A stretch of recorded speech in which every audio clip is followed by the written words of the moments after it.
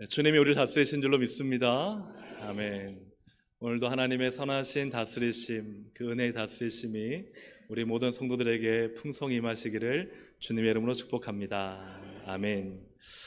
오늘 이 시간 사도행전 11장 19절부터 26절의 본문으로 주의 손이 함께 하시는 교회라는 제목으로 함께 말씀의 은혜를 나누고자 합니다. 한 가지 조사가 있었는 것을 제가 보고 재미있어서 함께 나누면 좋겠습니다. 한국과 미국과 중국의 불확실성 회피 지수라는 것을 조사했는데요.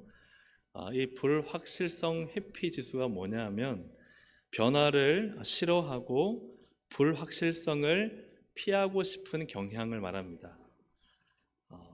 좀 불확실한 게 싫다는 거죠. 그래서 확실하고 좀 안정된 걸 원한다. 미국은 몇 점이 나왔을 것 같습니까? 46점이 나왔습니다. 일단 2명 중에 1명 꼴은 변화를 싫어하고 불확실성을 회피하려는 경향이 있다.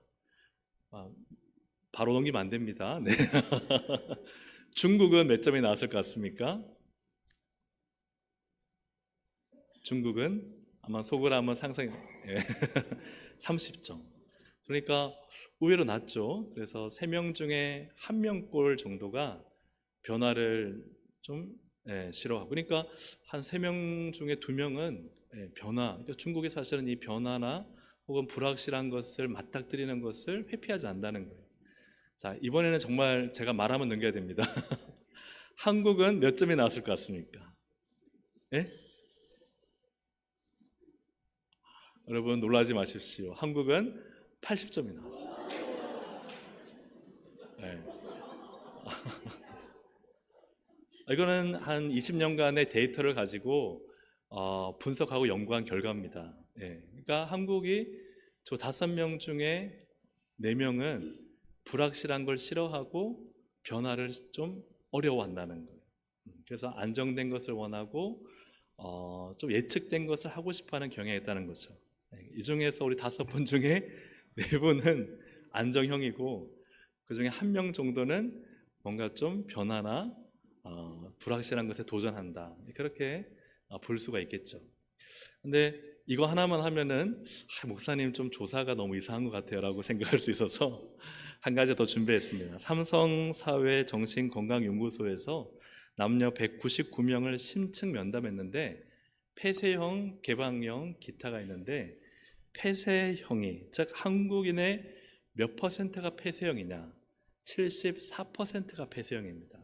폐쇄형이란 것은 경직되어 있어서 변화를 접하면 당황하고 혼란에 빠지는 경우가 우리 한국인 중에 74%, 조금 전에 80점과 거의 비슷하잖아요. 다 어떤 안정형, 폐쇄형적인 사고와 생각과 삶을 가지고 산다는 거예요. 그럼 개방형은 이제 13%밖에 되지 않는다 그래요. 개방형은 어떤 사람들이냐? 변화를 흔쾌히 수용하고 그 변화에 능동적으로 대처하는 사람들은 우리나라 인구의 한 13%고, 대부분은 좀 이 변화를 꺼려하거나 또 혼란스러워한다는 거예요. 자, 여러분은 여러분 안정형입니까? 변화형이라고 생각하십니까? 나는 좀 폐쇄형입니까? 아니면은 개방형입니까? 여러분 자신은 어떻게 생각하시나요? 왜 이 말씀을 드리느냐? 지난주 설교의 제목을 혹시 기억하시는 분? 기억하시는 분에게 제가 오늘 카페 커피 한 잔을 쏘겠습니다. 지난주 설교의 제목이 부흥의 갇힌 복음, 박해의 열린 복음. 그렇죠? 예루살렘 교회는 큰 부흥이 일어났고 교회 갈등의 문제를 해결하면서 안정적이 되었습니다. 성전에서 날마다 예배로 모이고 집에서 떡을 떼며 교제하고, 그리고 정말 서로 구제하며 교회가 평화하고, 심지어는 제사장의 무리까지도 교회 안으로 들어오는 교회의 큰 부흥기를 예루살렘 교회가 맞이했는데, 이 교회가 이처럼 안정되어 갈 때 그 교회는 폐쇄적이었다는 거예요. 폐쇄적이었다. 사도행전 1장 8절에 예루살렘과 그 다음 뭐죠? 온 유대와 사마리아와 땅끝까지인데 그들은 예루살렘 교회 안에 갇혀 있었습니다. 예루살렘 교회에 갇혀 그들은 잊어버린 것이 있었는데 유대와 사마리아와 땅끝을 잊어버리고 살았던 거예요. 하나님은 그들 속에 갇혀있는 이 예루살렘 교회를 어떻게 하셨느냐? 박해로 그들을 흩어버리셨습니다. 흩어진 그들이 유대로 들어가고 사마리아로 들어가고 그리고 이 복음이 전해지게 되는 것입니다. 교회에 닥친 박해는 단순히 시련과 좌절이 아니었습니다. 오히려 사도행전 1장 8절을 이루고야 말겠다는 하나님의 의지와 열정이 담긴 것이었어요. 사랑하는 여러분, 교회 안에 복음이 갇혀있지 않아야 합니다. 또한 한 가지, 사랑하는 우리 성도 여러분, 여러분이 교회 안에 갇혀있지 않기를 주님의 이름으로 축복합니다. 이렇게 지도를 하나 볼 텐데요, 박해로 인해 복음이 어떻게 확장되었는가를 보면은 제일 밑에 보면은 예루살렘이 있습니다. 예루살렘에서 사도행전 7장에 보면은 이제 이 스데반이 순교하면서 박해가 시작이 됩니다. 박해가 시작되고 그리고 그 중에 빌립 집사가 바로 위쪽에 있는 사마리아로 가서 사도행전 8장에 보면 사마리아를 전도하고 그리고 베드로와 요한도 곧 사마리아로 가서 사마리아를 전도합니다. 그리고 베드로는 더 나아가서 그 바로 위쪽에 해안가에 있는 가이사랴로 가서 거기서 이방인 고넬료를 전도하게 됩니다. 그리고 이 말씀은 사도행전 11장으로 가면은 이제 저 위쪽 한 500km 떨어져 있는 그 위쪽에 안디옥이 보이시나요?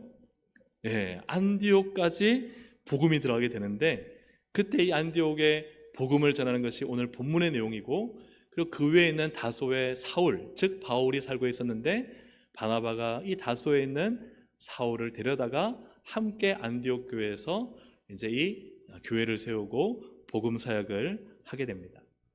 이 지도를 통해서 볼 때 하나님의 복음은 결코 예루살렘 안에 갇혀 있지 않습니다. 하나님은 이 복음을 전할 수 있도록 예루살렘 교회 교인들을 흩으셔서 끊임없는 박해와 고통과 갈등 속에서 그들은 흩어질 수밖에 없었고 흩어진 그들은 그곳에서 복음을 전하게 되고 복음을 전한 그곳에 교회가 세워졌다는 사실입니다. 이것이 바로 교회의 역사입니다. 교회의 역사는 안정형이 아니고 폐쇄형이 아니라는 사실이에요. 사랑하는 여러분, 우리의 신앙은요 바로 이 교회의 DNA와 같습니다. 우리는요 안주하는 신앙이 되어서는 안 됩니다. 우리는 폐쇄적인 신앙생활을 해서는 안 됩니다. 성도의 살아있는 신앙은요 언제나 변화하고 도전하고 그리고 바깥으로 나가서 주의 복음을 전하는 것인 줄로 믿습니다. 우리 사랑하는 동성애 권속들이 교회 안에 갇혀있지 않기를 주의 이름으로 축복합니다. 우리의 신앙의 무대는 교회만이 아니라 사실 진짜 신앙의 무대는 우리가 교회 바깥을 나가는 순간부터 우리의 진짜 신앙의 무대가 펼쳐진다는 사실입니다. 우리의 가정이, 우리의 직장이, 우리의 학교가, 우리가 만나는 사람들이 바로 유대가 되고 사마리아가 되고 땅끝이 되기를 주님의 이름으로 축복합니다. 복음이 이처럼 이제 안디옥에 이르렀을 때 저는 오늘 본문 속에서 놀라운 역사가 일어나는 것을 우리가 함께 나누기를 원합니다. 우리 21절 말씀을 함께 읽어보겠습니다. 시작. 주의 손이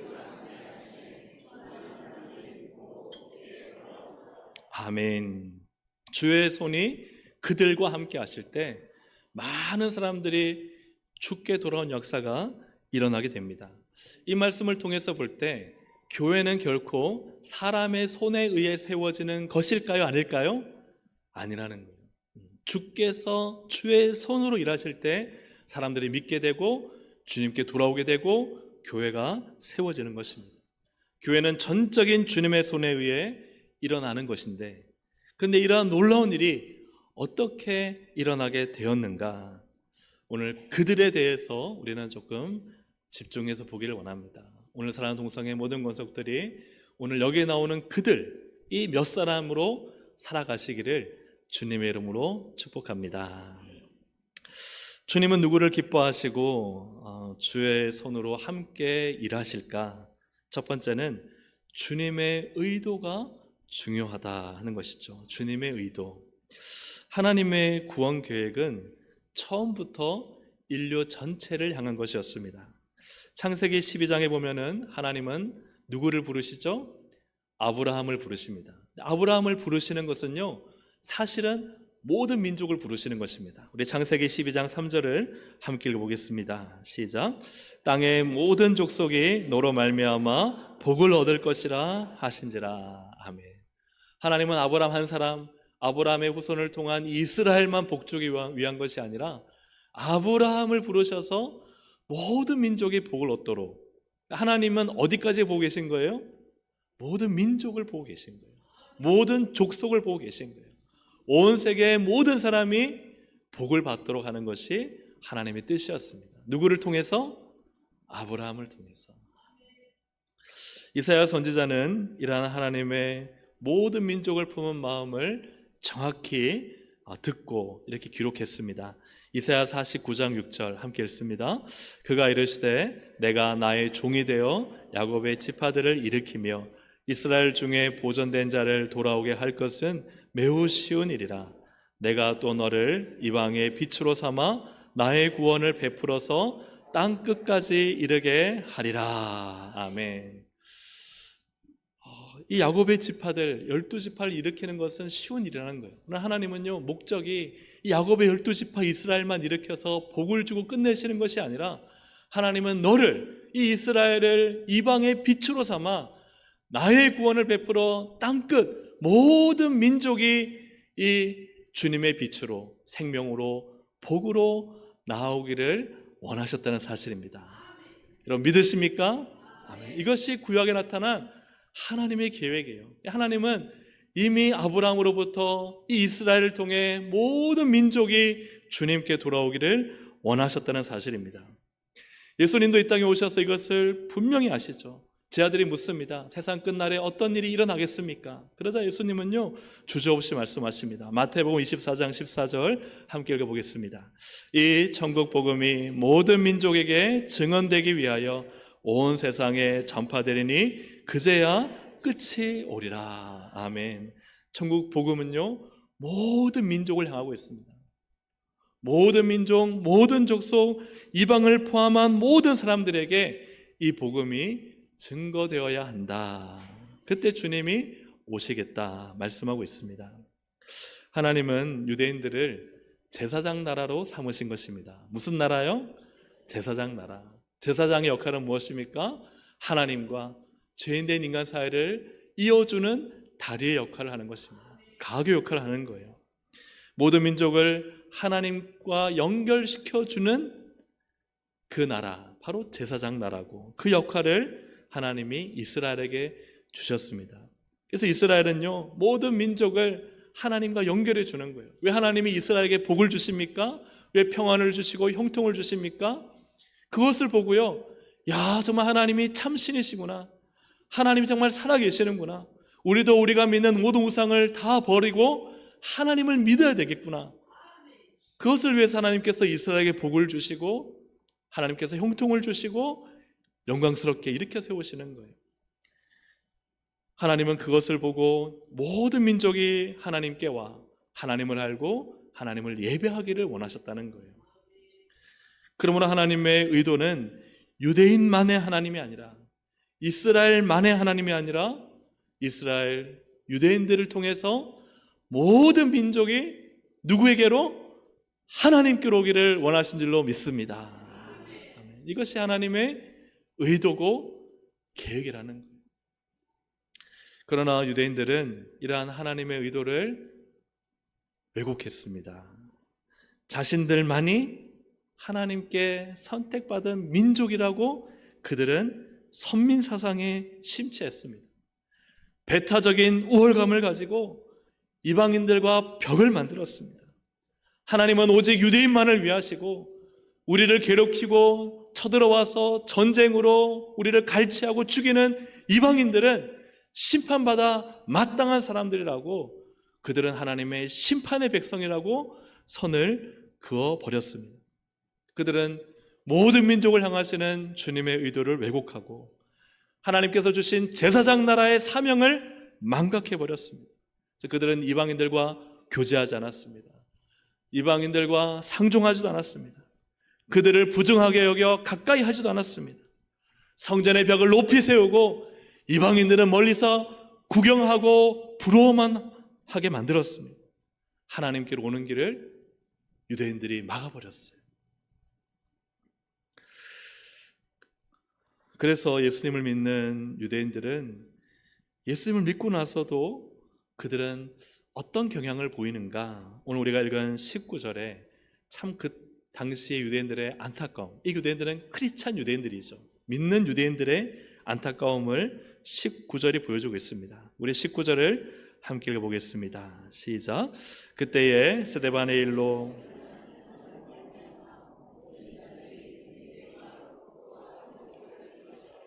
유대인에게만 말씀을 전하는데, 아멘. 주님이요 모든 민족 이방인들에게 복음 전하라고 흩어버리셨는데요, 흩은 자들이 그 베니게 구브로 안디옥 이방 나라에 가서 뭐 하느냐? 유대인에게만 말씀을 전하고 있어요. 여전히 흩어버리신 주님의 의도를 파악하지 못하고 그저 그들이 갖고 있는 이 선민 사상과 그들이 쌓아놓은 그들의 의식과 생각, 고정관념에 갇혀서 그저 유대인에게만, 누구에게만? 유대인에게만 말씀을 전하고 있었다는 것입니다. 모든 민족에게 복음을 전하고 땅끝까지 복음을 전하라는 주님의 의도가 이루어지고 있습니까? 이루어지지 않고 있습니까? 이루어지지 않고 있었습니다. 주님의 의도가 분명한데 구약부터 신약 주님이 이르기까지 제 아들에게 주신 명령까지, 우리에게 주신 명령까지 주님의 의도는 너무나 일관되고 분명한데, 그러나 이 이스라엘과 유대인들은 계속해서 주님의 의도를 거부하고 이방 나라와 민족과 열방을 향한 주님의 뜻을 이루지 않고 있었다는 사실입니다. 심지어 예수를 믿은 유대인들조차도 말입니다. 그러나 오늘 본문에 보면 주님의 의도를 이루는 그들이 있었습니다. 할렐루야, 아멘. 오늘 우리 모두가 주님의 의도를 이루는 하나님의 백성들이 되시기를 주님의 이름으로 축복합니다. 주님의 의도를 그들이 이루자 주님의 손이 움직이는데 그들이 누구일까? 20절에 잘 나타나 있어요. 우리 20절을 함께 읽어보겠습니다. 시작. 그 중에 구브로와 구레네 몇 사람이 안디옥에 이르러 헬라인에게도 말하여 주 예수를 전파하니. 아멘.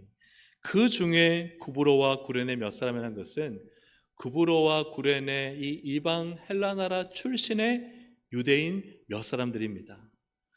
이 헬라 지역에 살든지 살았든지 그들이 이 헬라의 문화를 알고 있었던 사람들이고, 그러나 그들은 유대인이었지만 그들은 예수 그리스도를 믿고 개종하여 그들이 안디옥에 이르러 복음을 전하는데, 누구에게 전하느냐?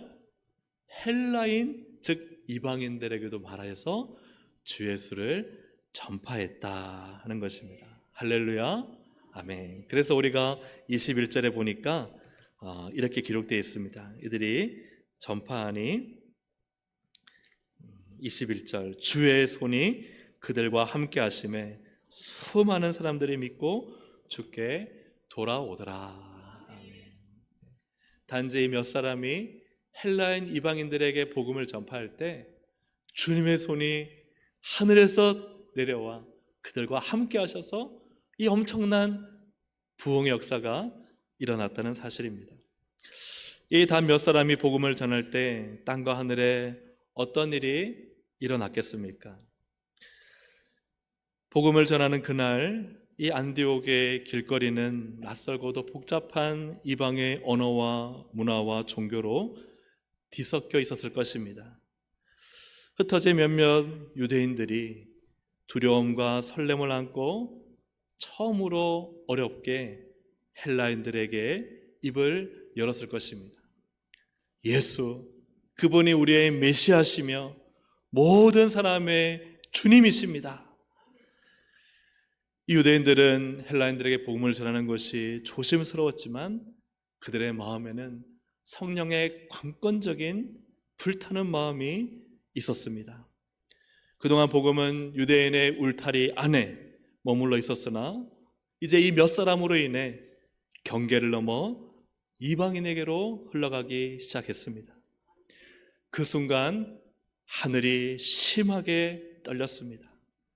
오래전 아브라함에게 약속하신 너로 말미암아 모든 민족이 복을 얻으리라는 그 언약이 현실이 되어 이 몇 사람으로부터 터져나와 헬라에게 흘러가고 있었기 때문입니다. 주님의 얼굴에 미소가 번졌습니다. 그래, 내가 이 순간을 기다렸다. 내 복음은 예루살렘에 갇힐 수가 없고 유대인들에게 갇힐 수가 없다. 모든 민족에게로 흘러가야 한다. 이 주님의 마음 깊은 곳에 그분의 소원이 이루어지자 큰 기쁨과 환희가 넘쳐났고 그 기쁨은 곧 주님의 손이 되어 이 땅으로 내려오게 되었습니다. 사람들의 눈에는 보이지 않지만 보이지 않는 주님의 권능의 손이 그들과 함께하자 그들이 몇 마디 한 이 복음의 전도가 폭발적인 생명력을 얻어 수많은 헬라인들이 마음의 찔림을 받고 그들이 믿어왔던 우상을 버리고 예수 믿기를 결단했습니다. 주님께 돌아와 그들이 모이기 시작하고 예배를 드리고 그들이 곧 안디옥 교회가 되었습니다. 복음은 더 이상 한 민족의 전유물이 아니었고 주님의 복음은 드디어 유대의 경계를 넘어서 모든 민족과 땅끝을 향해 흘러가고 있었습니다. 사랑하는 여러분, 오늘 이 복음을 전할 때 일어난 이 땅과 하늘의 역사가 오늘날도 반드시 우리 가운데 이루어지는 줄로 믿습니다. 하나님의 역사의 주인공이 되시기를 주님의 이름으로 축복합니다. 그러나 이 몇 사람의 이름은요, 성경 오늘 본문에 기록되지 않습니다. 단지 몇 사람. 근데 그 몇 사람이 이 하나님의 손을 움직였다는 것이죠.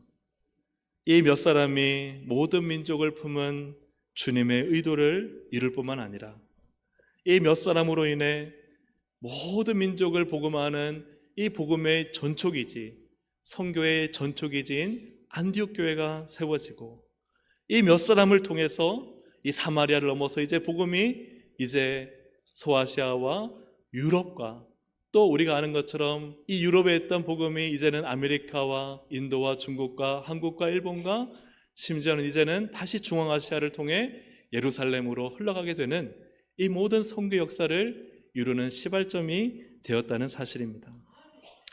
사랑하는 여러분, 예루살렘에 박해가 일어났고 이 안디옥의 이 몇 사람의 전도를 통해서 우리가 깨달을 수 있는 것이 무엇이겠습니까? 한번 따라 하실까요? 복음은 절대 갇혀 있을 수 없습니다. 주님의 복음은요, 절대 가둘 수도 없고 갇혀 있을 수도 없다는 사실이에요.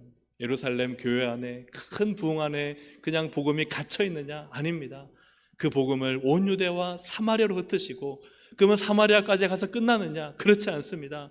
안디옥의 무명의 전도자들이 그 몇 사람이 전한 복음으로 헬라인들이 일어나 안디옥 교회가 세워지고 다음에 또 보겠지만 이 안디옥 교회에서 선교사를 바나바와 바울을 파송해서 소아시아와 2차 전도여행 때는 저 유럽과 계속해서 이 복음이 흘러가게 하시고 땅끝까지 이르게 하신다는 사실입니다. 우리가 믿는 복음은 절대 정체되어 있거나 폐쇄적이거나 안정적이지 않다는 거예요. 그러나 복음을 믿는 과연 우리는 어떠합니까? 혹시 복음을 믿는 우리는 너무 안정형이지 않습니까? 복음을 믿는 우리는 너무나 폐쇄적이지 않습니까? 복음을 믿는 우리는 너무나 문을 닫아두고 벽을 높이 쌓아서 우리끼리만 존재하는 교회가 되지는 않습니까? 복음은 절대 그렇지 않은데 오늘 우리의 삶과 신앙은 어떠하냐 하는 것이죠. 복음이 한계와 경계를 계속해서 뛰어넘는 것처럼 우리 사랑하는 동성의 권속들이 우리가 살아가는 모든 삶 동안에 이 복음의 사명자, 복음의 일꾼이 되어서 우리의 경계와 한계를 뛰어넘어 도전하고 전진할 수 있기를 주님의 이름으로 축복합니다. 오늘 나 예루살렘에 갇혀 있지는 않습니까? 유대인이라는 나의 어떤 선민 사상에 갇혀 있지는 않습니까? 뛰어넘어 약진하는 이 복음의 역사가 오늘 우리 동성교회 모든 성도들의 삶 가운데 나타나고 우리 한국교회가 다시 그런 교회가 되기를 주님의 이름으로 축복합니다. 마지막으로 함께 나누고 싶은 것은요, 이 주님의 의도를 이루는 그들에게는 단지 이것이 있었습니다. 그것이 뭐냐면 전도의 작은 순종이라는 거예요. 같이 한번 읽어보겠습니다. 시작. 주님의 의도를 이루는 그들에게는 전도의 작은 순종입니다. 예. 이게 너무 길어서 제가 그냥 입니다 했지만 전도의 작은 순종이 있었다는 거예요. 이름도 기록되지 않은 이 몇 사람은요, 그들이 주의 손이 이처럼 크게 역사하실 것이라는, 수많은 헬라인들이 모여서 믿고 이러한 놀랍게 교회가 세워질 것이라는 이 엄청난 생각을, 질문입니다, 했을까요? 못했을까요? 전혀 하지 못했을 것입니다. 그들은요 단지 이 복음을 전했을 뿐이에요. 이 복음을 전할 때 하늘에서는 드디어 땅끝까지 이 복음이 가고 있구나라고 흥분하고, 그러나 이 몇 사람은 단지 주님께서 주신 이 전도의 작은 명령을 순종할 뿐이었다는 것입니다. 이 몇 사람은 단지 헬라에서 살았던 그들의 경험을 가지고 주위에 있는 유대인들이 유대인들에게만 복음을 전할 때 이 헬라인들을 바라보며 그들에게도 복음이 필요하지 않을까 하는 마음이 생겼습니다. 그런데 그 마음은 성령님이 불을 지핀 마음이었어요. 그러자 그 불을 성령님이 지피실 때 그들은 헬라인에게 가서 복음을 전하는 작은 순종을 합니다. 그래서 놀랍게도 주의 손이 그들과 함께하는 큰 역사를 이루신 줄로 믿습니다. 열방을 선교하게 되는 이 안디옥교회는 이 몇 사람의 전도의 작은 순종을 통해 시작되었습니다. 주위의 유대인들이 유대인들만 전도할 때 유대인들이 아닌 헬라인들을 보며 그들에게 가까이 다가갔던 이 작은 발걸음, 그들이 조심스럽게 입을 열어 주 예수 그리스도를 전파했던 그 작은 입술, 그것을 통해 주님의 손이 크게 역사하신 것입니다. 오늘 말씀의 제목처럼 주님의 손이 함께 하시는 교회는 과연 어떤 교회일까요? 교회의 한계와 경계 안에 갇혀있지 않고 뛰어넘는 교회인 줄로 믿습니다. 누구도 가까이 다가가지 않는 이들에게 다가가서 주 예수 그리스도를 전파하는 교회인 줄로 믿습니다. 이곳에 예루살렘, 온 유대, 사마리아, 내가 있는 지경에만 국한되지 않고 땅끝을 향해서 성령님이 마음에 불을 지피실 때 그 복음을 증거하는 작은 순종일 줄로 믿습니다. 나머지 일은 우리 주님이 하실 것입니다. 왜 주님의 손이 이 몇 사람을 통해 크게 역사하실까? 왜 이처럼 헬라인에게 이 엄청난 구원 역사와 안디옥 교회를 일으키실까? 그들이 주님의 의도를 이루기 때문이고 주님을 기쁘시게 하기 때문입니다. 사랑하는 여러분, 말씀의 결론을 맺으려고 합니다. 앞에서 봤던 한국 사람들의 심리와 또 삶의 형태를 보니까 안정을 원하고 좀 약간 우리만의 어떤 폐쇄적이라는 말이 조금 어감이 좋지는 않지만 조금 닫혀있는 그런 마음들이 있는 것 같습니다. 근데 복음은요, 결코 예루살렘 안에 갇혀있지 않고 유대인들에게만 있을 수 없는 것이 바로 복음이었습니다. 복음은 절대 갇힐 수 없습니다. 오늘 우리의 마음이나 심리나 상황, 살아온 삶의 모든 정황은 혹은 안정적일 수 있고 또 예측 불가능한 것을 하지 않을 수도 있어요. 그러나 이 몇 사람이 되기를 주님의 이름으로 축복합니다. 나의 삶의 작은 도전, 작은 순종이 주님의 큰 역사가 될 것을 믿습니다. 오늘 나의 삶에서 주님의 의도를 이루기 위해 이 헬라인들에게 복음을 전한 이 몇 사람처럼 오늘 내가 갖고 있는, 내가 만나고 있는 내 지경 안에 있는 이 경계와 한계를 뛰어넘어 주님께서 내 마음에 불을 지피실 때 그에게 주 예수를 전파하는 우리 동성의 권속들로 사시기를 주님의 이름으로 축복합니다. 우리 교회가 바로 이런 교회가 되어서 우리끼리 여기가 좋사오니가 아니라 여기를 뛰쳐나가 이 지역과 부산과 나라와 열방을 복음하는 우리 교회가 되기를 주님의 이름으로 축복합니다. 저희가 10월에 이 때루와 초청축제를 할 텐데요, 요즘 우리 전도회 회장님들이랑도 의논해 봐야 되겠지만 제 마음에 드는 생각은 주일날 전도회별로 좀 나가서 주보 복사 많이 해서 이 지역에 좀 교회 바깥을 나가야 되겠다. 저도 함께 나가고 전도회도 함께 나가서 우리가 교회 안에서 신앙생활 하는 것만으로 충분하지 않고 교회 바깥으로 나아가서 전도의 사명 감당하고 예루살렘을 벗어나, 우리 교회를 벗어나, 우리끼리 잘 아는 우리 식구들 유대인들을 벗어나 땅끝까지 일어나는 주님의 증인으로 살아야 되겠다. 우리 전도회장님들과 의논해 볼 텐데요, 만약 우리 하게 된다면 우리가 우리의 지경과 한계와 경계를 벗어나서 역동적으로 주의 복음을 전하는 우리 동성교회 모든 교우들이 되시기를 간절히 소망합니다. 그래야 할 때 우리 교회가 주님의 손에 의해 크게 쓰임받는 주님의 기쁨이 되는 교회가 더욱 될 줄로 믿습니다. 우리 함께 시간 찬양 드리고 함께 기도